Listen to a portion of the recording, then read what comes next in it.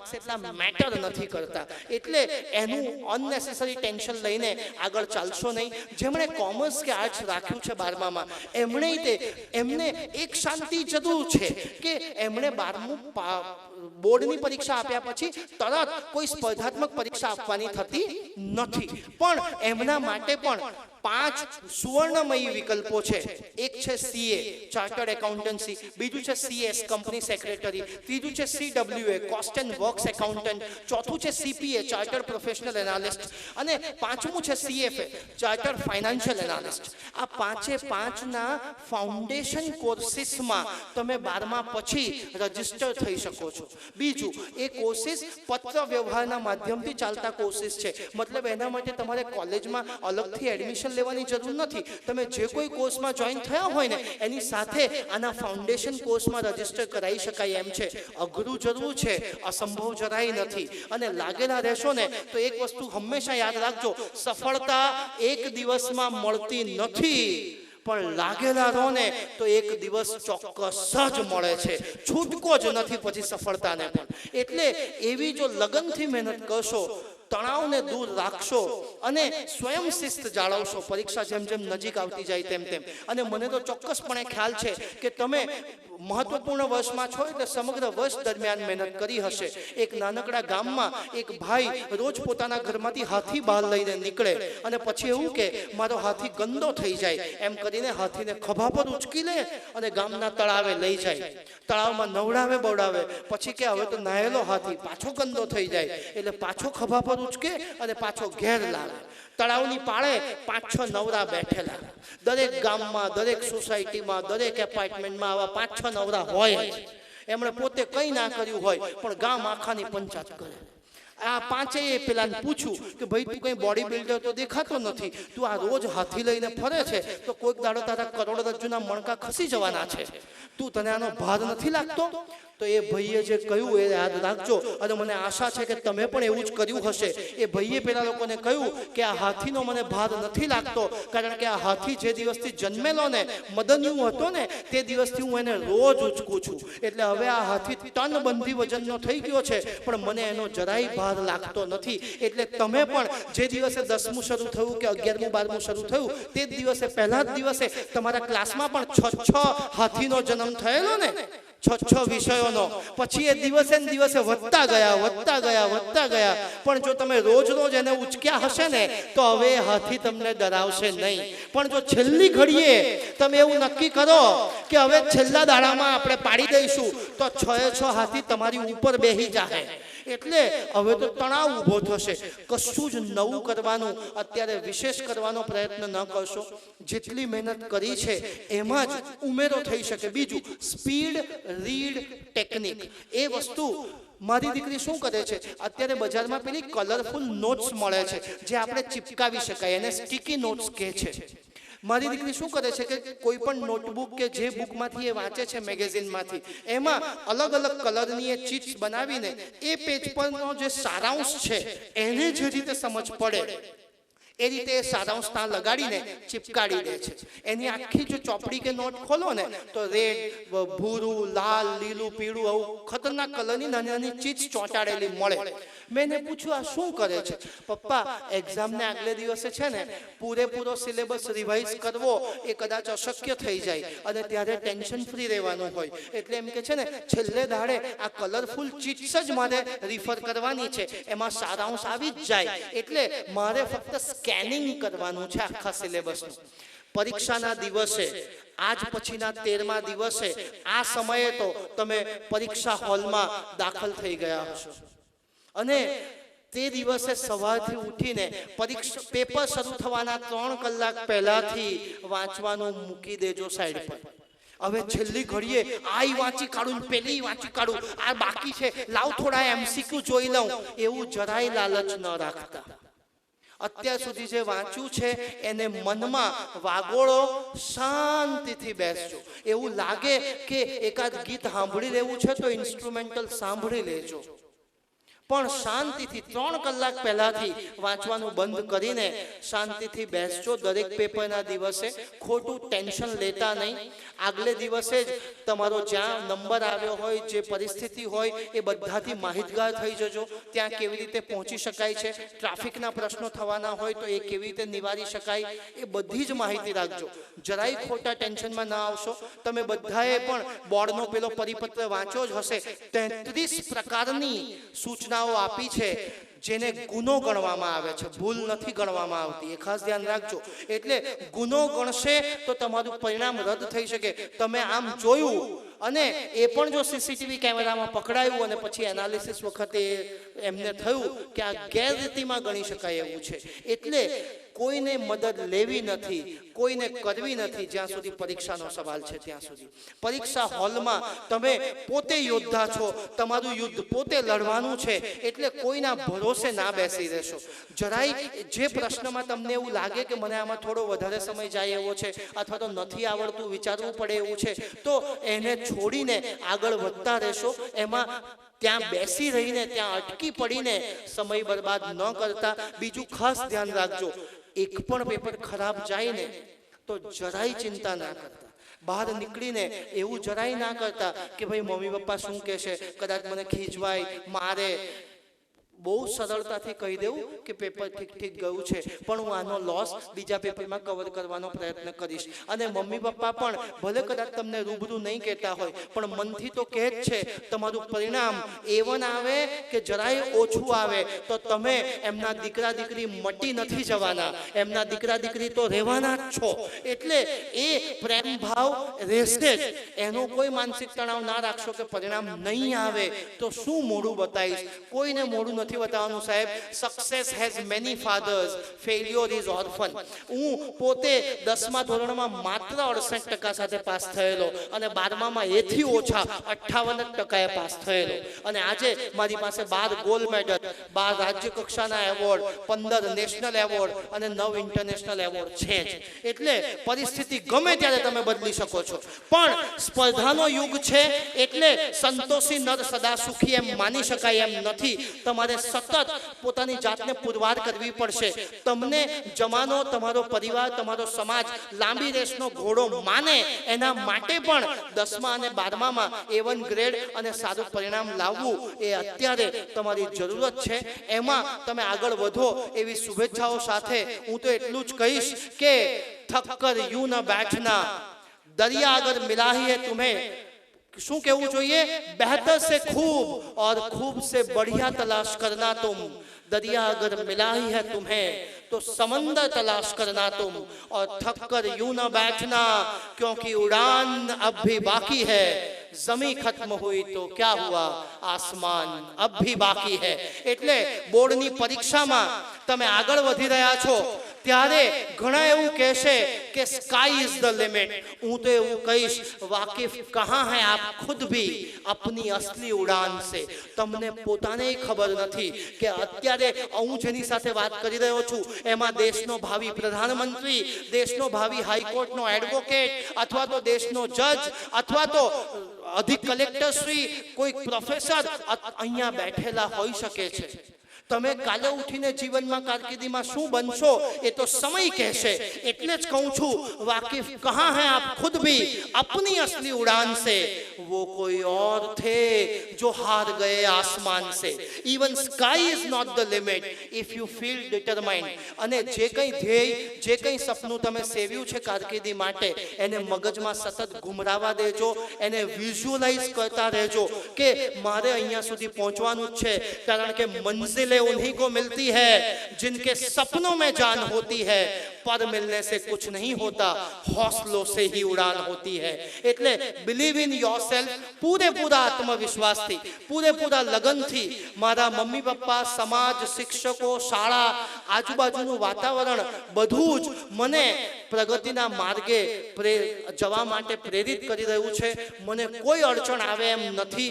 એકાદ પેપર ન કરે નારાયણને, સંભવિત કદાચ અઘરું વધારે નીકળે અને થોડું આમ તેમ જાય તો હું બીજા પેપરમાં પણ એનો લોસ કવર કરી શકીશ એવી માન્યતા સાથે હકારાત્મક વાતાવરણમાં હકારાત્મક અભિગમ સાથે આગળ વધશો તો સફળતા ઢૂંકડી જ દેખાશે, સફળતા જરાય તમારાથી દૂર નહીં ભાગે। એટલા માટે જ તમને તમામ શુભેચ્છાઓ સાથે ફરી એકવાર શિવમ એજ્યુકેશન ટ્રસ્ટ ખંભાળિયાના વટવૃક્ષ હેઠળ આપણે બધા ભેગા થયા। જેએમ ગોરિયા કેમ્પસ જે આપણું છે, જેએમ ગોરિયા સાયન્સ સ્કૂલ, જે ગુજરાતી અને અંગ્રેજી બંને માધ્યમમાં ધોરણ 1 થી લઈને 12મા સુધીનું હાઈટેક યુગની સુવિધાઓ સાથે સમર્પિત શિક્ષકોની ટીમ સાથે આપણને શિક્ષણ આપે છે। અને જે આપણી શિવમ ગર્લ્સ હાઈસ્કૂલ છે, જે ગ્રાન્ટીન એડ છે, 9 થી 12 ધોરણમાં વિદ્યાર્થીનીઓને એક માતા 100 શિક્ષકની ગરજ સારે એમ વિદ્યાર્થીનીઓ પણ આજે કારકિર્દીના દરેક ક્ષેત્રમાં આગળ વધે છે। ત્યારે એ દીકરીઓ અને દીકરાઓને તમામને ઉજ્જવળ કારકિર્દી માટે તમામ શુભેચ્છાઓ સાથે મારી વાત પૂરી કરું એ પહેલા કઈશ ચોક્કસપણે તમે બધા હનુમાનની અમાપ શક્તિઓ લઈને જન્મ્યા છો। તમને ખબર હોય તો રામાયણમાં પણ હનુમાનજી પાસે અમાપ શક્તિઓ હતી। ઘણાને એવું થાય કે હવે જ્યારે બોર્ડ પરીક્ષાને 13 દિવસ બાકી છે, વિજયી ભવ કરલો તૈયારી જીત કી ની અત્યારે શા માટે જરૂર પડી? તો મને આ પ્રસંગ કહીને હું મારી વાતને વિરામ આપીશ। રામાયણમાં પણ હનુમાનજી પાસે અમાપ શક્તિઓ હતી, પણ હનુમાનજીને પણ જ્યારે પહેલી વખત સમુદ્ર ઓળંગીને લંકામાં જવાનું હતું ત્યારે એ પણ પોતાની શક્તિઓ ખરા ટાંકણે ભૂલી ગયેલા, એ ગભરાઈ ગયેલા અને એવું કહેતા હતા કે હવે આ સમુદ્ર પાર ન થાય। અને બધા વાનરોને પણ એવું થયું કે હવે હનુમાનજી જ હારી ગયા તો આપણે તો હું? પણ ત્યારે પેલો રીંછના મોઢાવાળો જાંબન એમને મળ્યો અને જાંબને એમને પ્રેરિત કર્યા, એમને ભાન કરાવ્યું કે તું સર્વશક્તિમાન છે, તું જા અને લડ, અને તું સમુદ્ર તો શું તને કોઈ પાર પાડી શકે એમ નથી। અને પછી હનુમાનજીએ શું કર્યું એ આપણને બધાને ખબર છે। એટલે તમે બધા હનુમાનની અમાપ શક્તિઓ સાથે જન્મેલા છે। તમારા જે ગુરુજનો છે, તમારા જે વાલીઓ છે, એમણે તમારા સમગ્ર સ્કૂલ કાળ દરમિયાન જાંબનની ભૂમિકા ભજવી જ છે। અને આજે છેલ્લી ઘડીએ છેલ્લા જામવંત તરીકે મને પણ એ તક મળી આ શિવમ એજ્યુકેશન ટ્રસ્ટના માધ્યમથી। એટલે તમને તમામ શુભેચ્છાઓ સાથે મોરારી બાપુ એમની કથાના વિરામ વખતે જે 4 પંક્તિઓ કહે છે એ હું પણ કહીશ કે ખુશી કી ઇસ ચમક કો अपनी आंखों में बनाए रखना, खुशी की इस चमक को अपनी आंखों में बनाए रखना, क्योंकि बहुत दूर तक रात ही रात होगी। मुसाफिर हो तुम भी, मुसाफिर है हम भी, किसी और मोड़ पर फिर एक बार मुलाकात होगी। Thank you so much, you have been a very wonderful audience, I enjoyed it thoroughly. અને હું વિદાય લઉં એ પહેલા જેસાભાઈ ગોરિયા સાહેબ, માજી મંત્રીશ્રી અને આપણા ટ્રસ્ટના પ્રમુખશ્રી, એમની સાથે ઉપસ્થિત આચાર્ય સાહેબ, પ્રજ્ઞાબેન, મનીષાબેન અને આપણા હાઈકોર્ટના એડવોકેટશ્રી અને મેનેજિંગ ટ્રસ્ટીશ્રી જેઓ અત્યારે ઉપસ્થિત થયા, અને તમામ મહાનુભાવો જેમણે વ્યસ્તતા વચ્ચે આપણી વચ્ચેથી વિદાય લીધી। મને તો બહુ ગૌરવ સાથે બહુ આનંદની ક્ષણ છે। કેમ? કારણ કે એક શાળા ફંક્શન રાખે, કાર્યક્રમ રાખે અને એમાં અન્ય શાળાઓ સહયોગ કરે, આવું બહુ ઓછું જવલ્લે જ જોવા મળતું હોય સાહેબ। બાકી આપણે ત્યાં તો એવું કહેવાય, નોલેજ કમિશનના ચેરમેન સામ પિત્રોડા સાહેબ કહેતા હતા કે ભારતનું બુદ્ધિધન એટલું સર્વશ્રેષ્ઠ છે કે એક ભારતીય 10 જાપાનીઝને પહોંચી વળે। બધાએ તાળીઓ પાડી તો સામ પિત્રોડાએ એવું કીધું કે થોડી રાહ જુઓ, 1 Indian is equal to 10 Japanese, but 10 Indian is equal to 1 Japanese. તો કે આવું કેવું? તો કે 10 ભારતીયો ભેગા થાય ને તો પછી એકબીજાને સહયોગ નથી કરતા, they don't cooperate and collaborate, એકબીજાના ટાંટિયા ખેંચે એમ કે। એટલે 10 ભારતીયોને એક જાપાનીઝ પહોંચી વળે।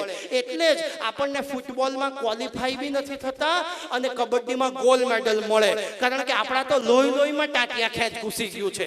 પણ આ એક બહુ વિરલ પ્રસંગ છે અને એ આ ટ્રસ્ટની, આ સંકુલની દૂરંદેશીતા, દીર્ઘદ્રષ્ટિ બતાવે છે કે એમણે સમાજમાં પણ જે ખ્યાતિ પ્રાપ્ત કરી છે, પોઝિટિવ વર્ડ ઓફ માઉથ, અને અન્ય શાળા સંચાલકો, અન્ય શાળાના આચાર્યશ્રીઓ, શિક્ષક મિત્રો જે પોતાના વિદ્યાર્થીઓને બહોળી સંખ્યામાં અત્રે લઈને આવ્યા, એઓ પણ અભિનંદનના અધિકારી છે।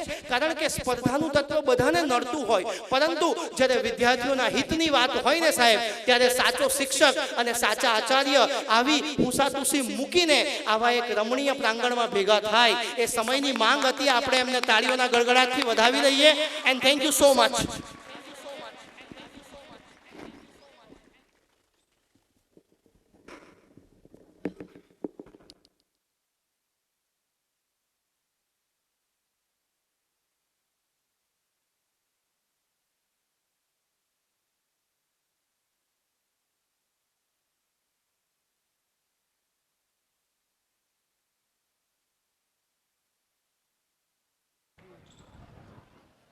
હાલો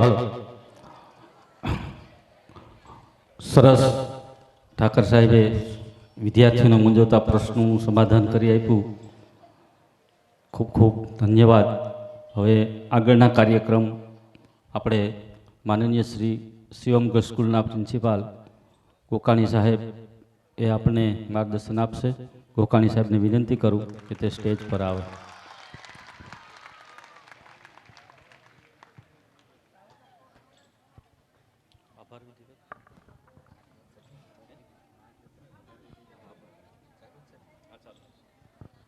હેલો, ગુડ આફ્ટરનૂન. મજા આવી? કેમ ધીમો અવાજ છે? હા, હવે બરાબર. અત્યાર સુધી હું કરતો હતો દાવો કે શ્રી મેહુલજીને સાંભળવા એ એક છે લાવો. મેં તો કીધું હતું પણ મેહુલજીએ કરી બતાવ્યું.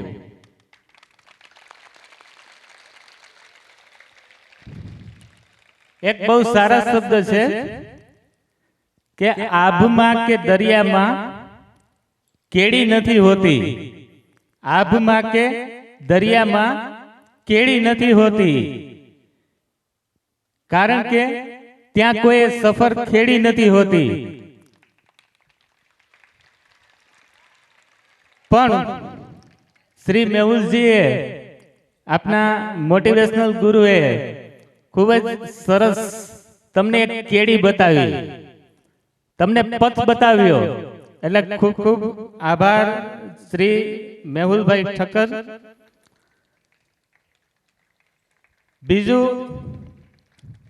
આ કાર્યક્રમ શ્રી જેસાભાઈ મારખીભાઈ ગોરિયા, માજી મંત્રી શ્રી અને આપણા ટ્રસ્ટ મંડળના પ્રમુખ શ્રી, તેમના આશીર્વાદથી શ્રી દિલીપભાઈ ગોરિયા, શ્રી અમિતભાઈ ગોરિયા, શ્રી હિતેન્દ્રભાઈ આચાર્ય, શ્રી અશોકભાઈ માડમ અને શ્રી અનિલભાઈ ની સહિયારી મહેનતથી આપણે સફળ બનાવી શક્યા. આપણા કાર્યક્રમમાં ખૂબ જ પ્રતિષ્ઠિત અને અતિ વ્યસ્ત જે આપણા અતિથિ વિશેષ વ્યક્તિઓ હતા, જેમાં અધિક નિવાસી કલેક્ટર શ્રી એબી પટેલ સાહેબ, જિલ્લા પ્રાથમિક શિક્ષણ અધિકારી શ્રી વાઢેર સાહેબ, પ્રજ્ઞાબેન, દિનેશભાઈ પટેલ, મનીષાબેન ખેતિયા સાહેબ, જીતેન્દ્રભાઈ ગોરિયા, જગમલભાઈ, શ્રી હમીરભાઈ કનારા, જેઓ પોતાનો કિંમતી સમય ફાળવી અને ઉપસ્થિત રહ્યા. અને વિવિધ શાળામાંથી મોટી સંખ્યામાં વિદ્યાર્થીઓને લઈ અને પૂજ્ય ગુરુજનો અને આચાર્યશ્રીઓ અમારા આમંત્રણને માન આપી અને અહીં ખૂબ જ સમયસર આવી ગયા. એ ઉપરાંત આ કેમ્પસમાં જ ફરજ બજાવતા તમામ મારા સહકર્મીઓ કે જેને ઘણા બધા દિવસથી અમને તન મન અને ધનથી ખૂબ જ સાથ અને સહકાર આપ્યો. પત્રકાર મિત્રો, સાઉન્ડ સર્વિસ સિસ્ટમ, મંડપ સર્વિસ સિસ્ટમ, એ બધાનો પણ ખૂબ જ સહયોગ રહ્યો. અને ખાસ તો આપ સૌને એક રિક્વેસ્ટ કરીશ કે આપ સૌ આપનો જમણો હાથ ઊંચો કરો, કારણ કે હું ત્યાં આવી અને તમને ધન્યવાદ કે આભાર દરેકને આપી શકું એમ નથી, પણ તમારી જાતે વેલ ડન, કોંગ્રેચ્યુલેશન, તમારી પીઠ થાબડી લો. કારણ કે આટલો બધો સમય ખૂબ જ શાંતિથી સાંભળવું ને એક પણ સ્ટુડન્ટ અહીંથી પોતાની જગ્યા ના છોડે, એ આપણા મેહુલભાઈની પર્સનાલિટી અને ખૂબી છે અને તમારો સાથ અને સહકાર છે. એટલે અહીં ઉપસ્થિત આમંત્રિત મહેમાનો અને આપ સૌનો ખૂબ ખૂબ આભાર માનું છું.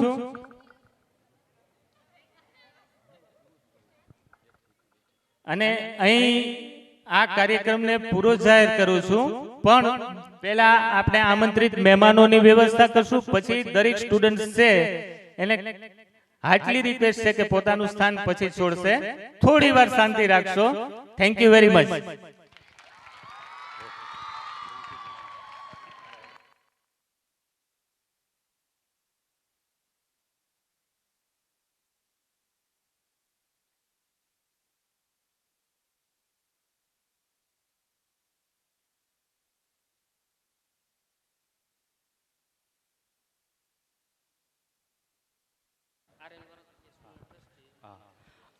હાલો. RN વારોતરિયા કન્યા છાત્રાલયના ટ્રસ્ટી શ્રી કનારા સાહેબ આપણા મોટિવેશન ગુરુ મેહુલજી ઠક્કરનું સન્માન કરશે, સ્વાગત કરશે. પુષ્પગુચ્છથી અને સાલું ઢળી અને મેહુલભાઈનું સન્માન કરશે આપણા એડવોકેટ કનારા સાહેબ.